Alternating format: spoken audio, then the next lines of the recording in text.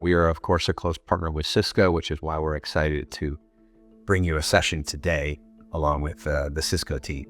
So today, we're going to be talking on the all-important security topic. What are the things that need to happen when a breach has been discovered? So we're coming in the morning as a technical person in our organization. We discover that something's wrong.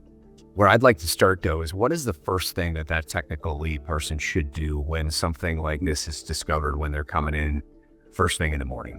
Well, so first thing in the morning, most likely the person that discovers an anomaly isn't going to be the incident manager or the person that has been identified to bring everybody together to handle the problem, that kind of thing. So frankly, just identifying it in the first place a lot of times can be the hardest part. But the first thing you do is go to that phone list. So all of those things, those people that you identified when you were putting your preparation and plans together, just call whoever you see there because you're going to be freaked out. You're not going to know what to do. That person has a list, a checklist, a playbook.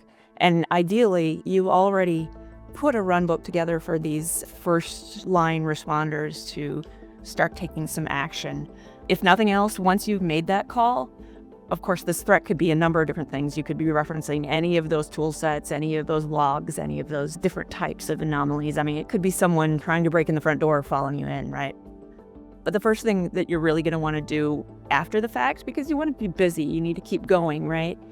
Document everything you do, everybody you called, what time you saw everything that you saw and what it was, and isolate whatever you know to be related to this threat as much as possible. So it's really important to try to get a snapshot of the growth from the beginning.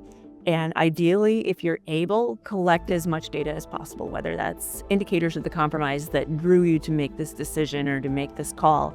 And then also, anything that's involved, any endpoints, host names, that might even be the system owners. So what department, what kind of data were they accessing?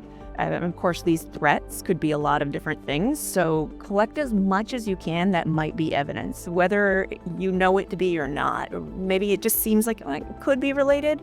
Document that. Isolate it.